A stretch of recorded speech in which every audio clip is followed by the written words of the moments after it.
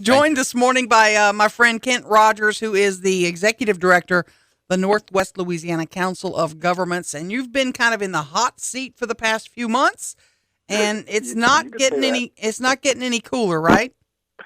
Yeah, you could say that. Uh, Yeah. So, Here's what I need to know. yeah, We're hearing from a lot of different people about who's going to make the final decision and all we're that talking about I-49 about now. the I-49, whether it goes through the inner city or we loop it or one of the routes. Who Uh, makes the final call, Kent? with any project that is using federal funds, federal highways makes that final decision of which alternative to go through. So is it like a bunch of bureaucrats? Is it one specific person? I mean, for example, last week they had the Iowa caucus, and when Bernie and Hillary were tied, they flipped a coin. Let's say in 10 months, nobody can make a decision. Whose coin do they use? Federal highways. But let me walk you through the process there. Yes. Typically, what happens is the MPO, which is one of my boards, will make a recommendation in terms of, I'll give you an example with the Interloop project. We recently sent a letter to DOTD recommending that they move forward, recommending to move forward with two of the alignments in the environmental process and drop two of the other alignments that have been in the study work. We asked for DOTD concurrence with that and to forward that recommendation on to Federal Highways. Federal Highways could say yes or no. DOTD could say, no, we don't concur with you, but we're going to forward this on to Federal Highways anyways. Typically, what would happen at that point would be Federal Highways would, ask the consultants or whomever's doing the work to identify that as the locally preferred alternative. Pardon me, Kim, but when you say federal highways, I know what you mean, but that is just sort of this nebulous sort of federal bureaucratic monolith. Is there a guy or a woman? I mean, it's who flies the boat? It goes to their, in Louisiana, we have a division office in Baton Rouge. It goes to their staff basically there. They have environmental planners on board. They have engineers. They have a whole myriad of staff there that, they'll review it. They'll review the alternatives based on what the requirements are, what the federal requirements are for whatever type of facility is she's looking at. They'll evaluate, all the material that the consultants are putting together and say, hey, based on federal regulations and based on what your purpose and need is, we feel this is what they rule on is what they call the environmentally preferred alternative. Let me ask you something was mentioned to us that there's going to be some sort of local matching money needed. It's not local matching money, it's state money, right? Well, there's a match support that would be required. Now, where that comes from could come from a myriad of pots. They could ask, sometimes a good example is the portion of the Interloop that was done from Burt Coons to Florinor Lucas.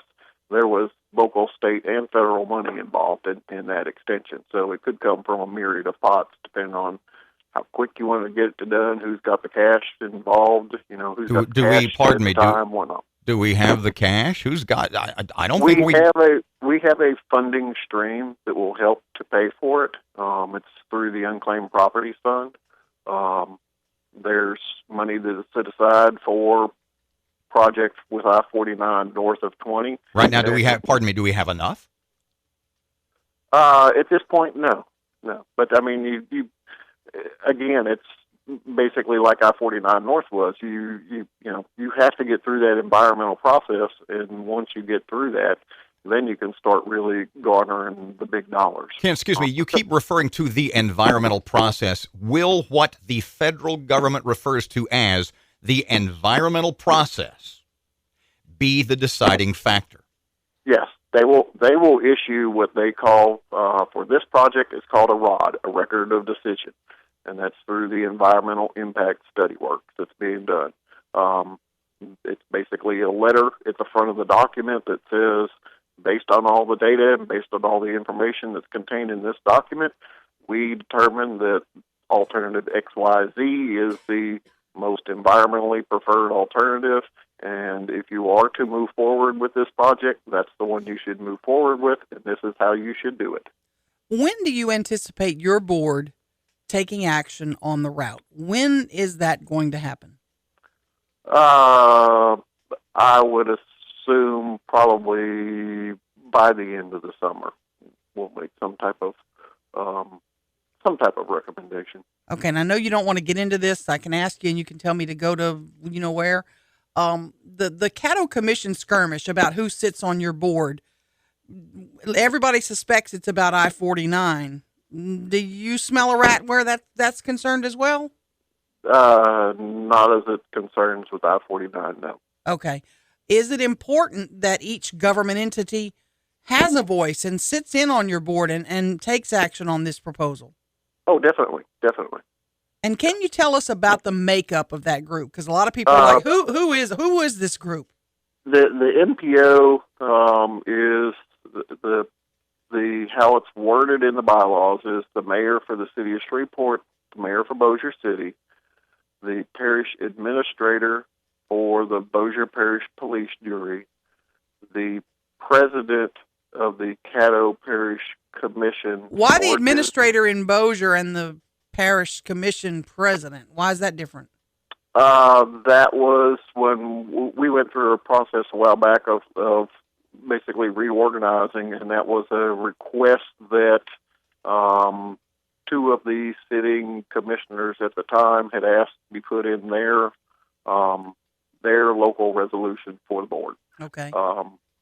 It was assumed at that time, though, through the conversations of that committee, that Dr. Wilson would continue to be the designee, that whomever was the parish president at the time would just designate Dr. Wilson. Okay, we've got four. How many? Who else sits on this panel? The other members are the directors for the two planning commissions. The Eric England, the director for the Port Commission.